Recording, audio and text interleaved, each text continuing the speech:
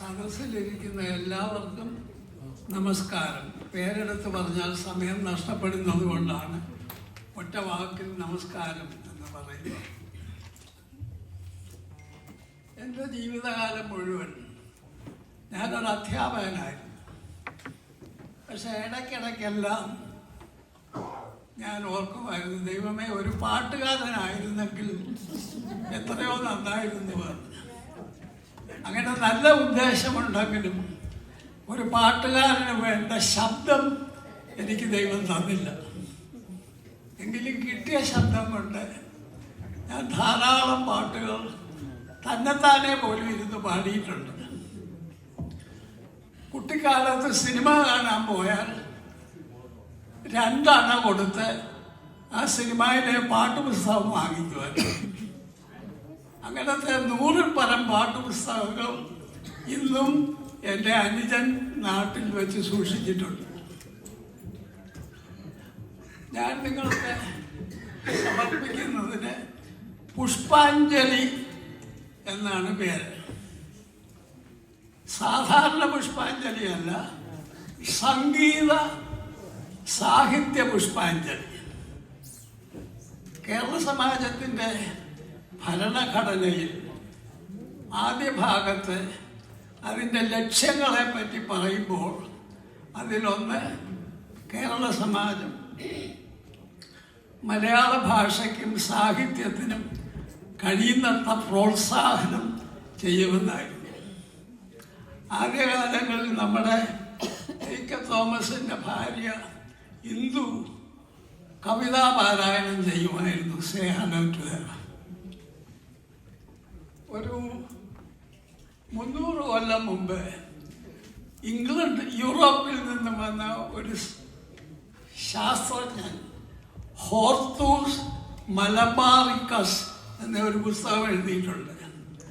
കേരളത്തിൽ പണ്ടുണ്ടായിരുന്ന സസ്യസമ്പത്തിനെ പറ്റിയുള്ള ഒരു വർണ്ണനയാണ്. ഇന്ന് കേരളത്തിൽ പൂ വേണമെങ്കിൽ തമിഴ്നാട്ടിൽ നിന്നും ആന്ധ്രാപ്രദേശത്തിൽ നിന്നും വരുന്ന പൂക്കളാണ്.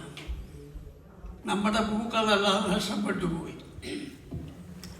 പുരാണം പറയുന്നത് പരശുരാമ മഹർഷി കേരളം സൃഷ്ടിച്ചു കഴിഞ്ഞ്, നിങ്ങൾക്ക് ആ കഥ അറിയാം, മഴുവെറിഞ്ഞെന്നും കടൽ മാറിയെന്നും. അപ്പം അന്ന് കേരളം എന്ന് പറഞ്ഞത് വെറും ചെളിയും മണ്ണും മാത്രമേ ഉണ്ടായിരുന്നുള്ളൂ.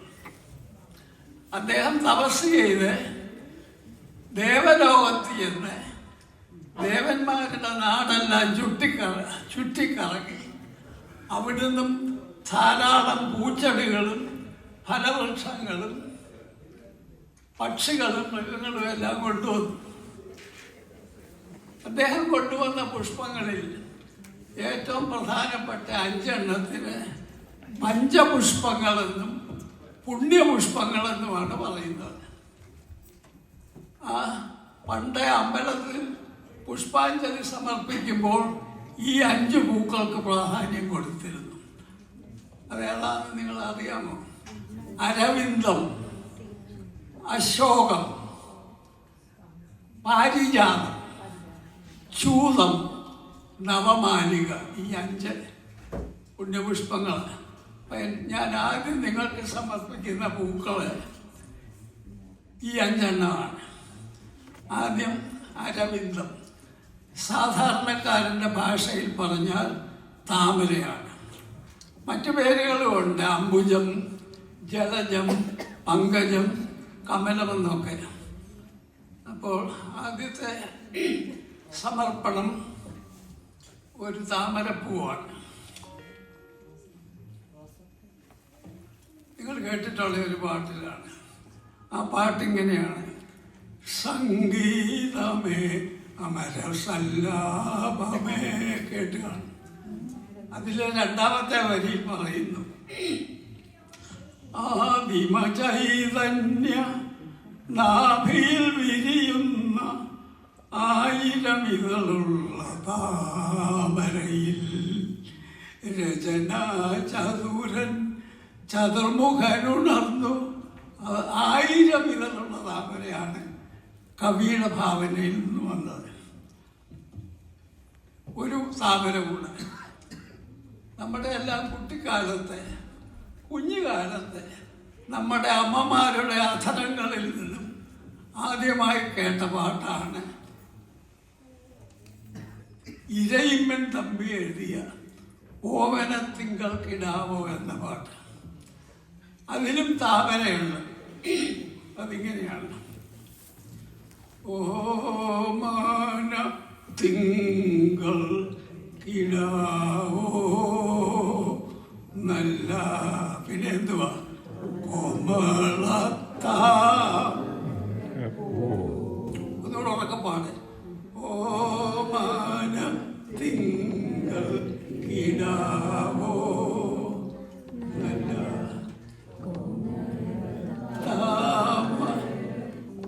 ഇതൊരു ജോയിൽ വേണ്ടതാണ്. എൻ്റെ കടലാസിൽ 6 താമരപ്പാട്ടുകളുണ്ട്. പക്ഷെ 2 കൊണ്ട് നിർത്തുകയാണ്, സമയമില്ലാത്തതുകൊണ്ട്. പഞ്ചപുഷ്പങ്ങളിൽ 2ാമത്തേതാണ് അരവിന്ദം അശോകം. അശോകത്തെ പറ്റി ഞാൻ അന്വേഷിച്ചപ്പോൾ എൻ്റെ മനസ്സിൽ വന്നത് കുമാരനാശാൻ്റെ കരുണ എന്ന ഖണ്ഡകാവ്യത്തിൽ അതിലെ പ്രധാന കഥാപാത്രമായ വാസവദത്തയുടെ വീടും പരിസരവും വർണ്ണിക്കുന്നതിൽ പൊന്നശോകം എന്ന ഒരു വാക്കുണ്ട്.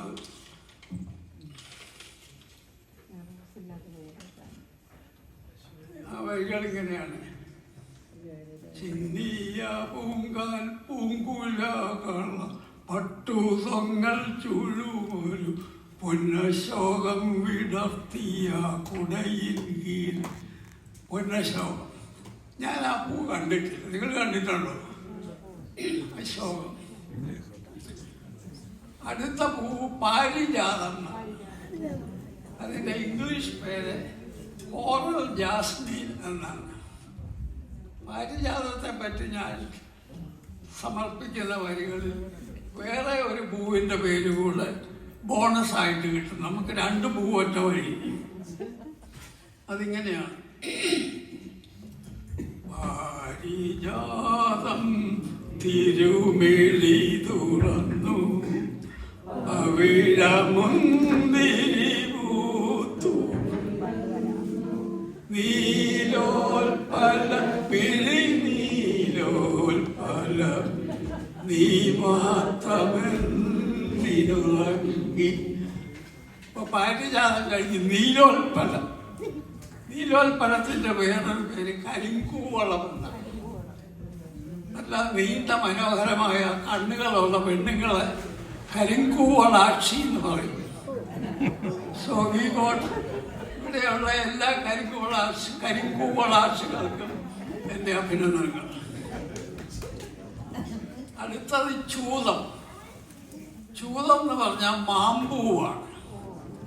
നമ്മൾ പലപ്പോഴും മാമ്പൂ കണ്ടിട്ടുണ്ടെങ്കിലും അതിന് വലിയ പ്രാധാന്യം കൊടുത്തിട്ടില്ല. മാമ്പൂവിനെ പറ്റി ഒരു വരി: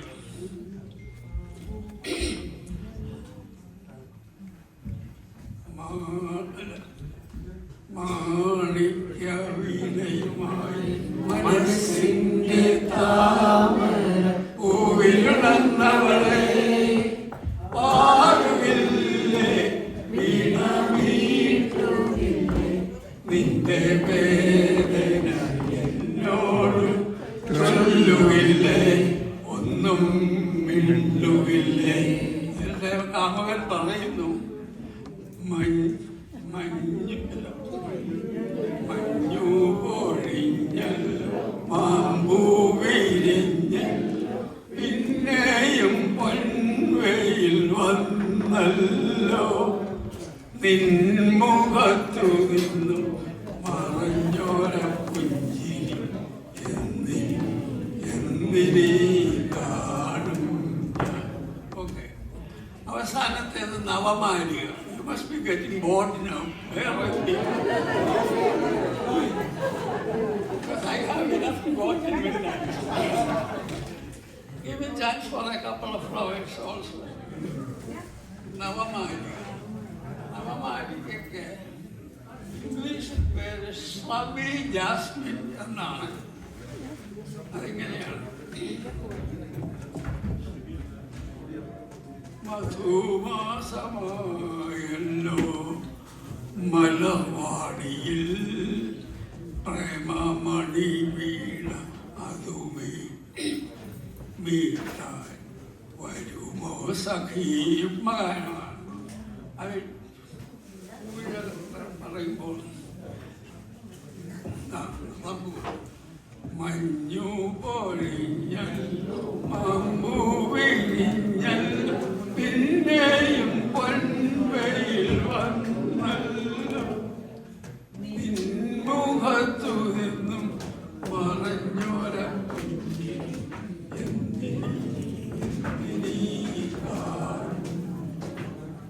അതിനോട് പറഞ്ഞു.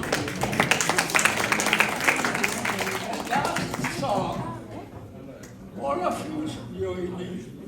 It is a prayer to Lord Krishna of Guruvayur. 4 പൂക്കള് ഉള്ള വരികളാണ്. അതിൻ്റെ പല്ലവി നിങ്ങൾ പാടണം. ഇടയ്ക്കുള്ള വരികൾ ഞാൻ എൻ്റെ കടലാസിൽ പറയാം.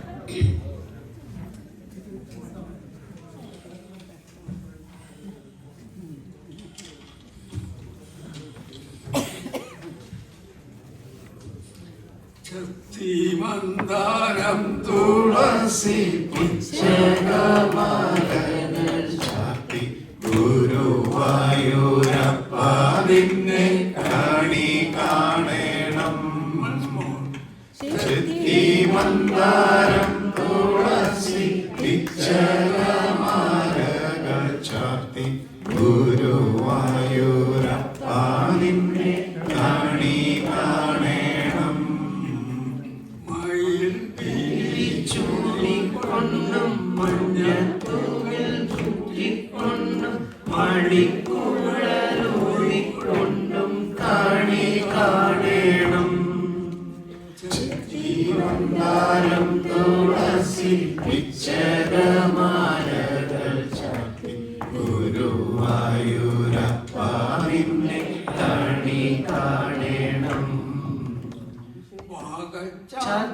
കഴിയുമ്പോൾ വാസന പൂവണിയുമ്പോൾ ഗോപികമാർ കൊതിക്കുന്നോരുടൻ കാണണം.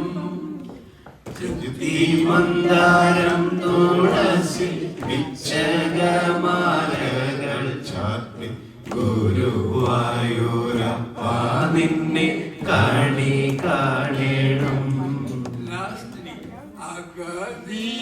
മടിയന്റെ അശ്രു വീണു കുളിർന്നോരി ആവിൽ പോതി കൈക്കൊള്ളുവാൻ കാണി കാണണം. ചെത്തി മന്ദാരം തുളസി പിച്ചകമാലകൾ ചാർത്തി ഗുരുവായൂരപ്പ നിന്നെ കാണി കാണണം. Thank you sir. എല്ലാവരും എനർജൈസ് ആയി എന്ന് തോന്നുന്നു. നമ്മള് ഇത്രയും പ്രായമുള്ളവർ ഇത് കംപ്ലീറ്റ് ഈ നമുക്ക് ഡെഡിക്കേറ്റ് ചെയ്യാൻ ഒരു സ്റ്റാൻഡിങ് ഓവേഷൻ കൊടുക്കണമെന്നാണ് എൻ്റെ അഭിപ്രായം.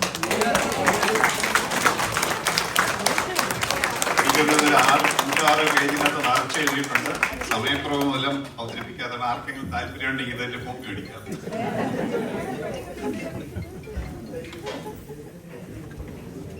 സാർ ഇവിടെ അന്താക്ഷരിയുടെ ചാമ്പ്യൻ ആയിരിക്കും കേട്ടോ. അടുത്തതായി നമ്മുടെ ചീഫ് ഗസ്റ്റിനെ ഇൻട്രൊഡ്യൂസ് ചെയ്യാൻ വേണ്ടി നമ്മുടെ വൈസ് പ്രസിഡന്റ് മിസ്റ്റർ ബെന്നി ഇട്ടിയുടെ ഞാൻ സ്റ്റേജിൽ Please, let's put together our hands to invite Mr. Benny Itira to the stage.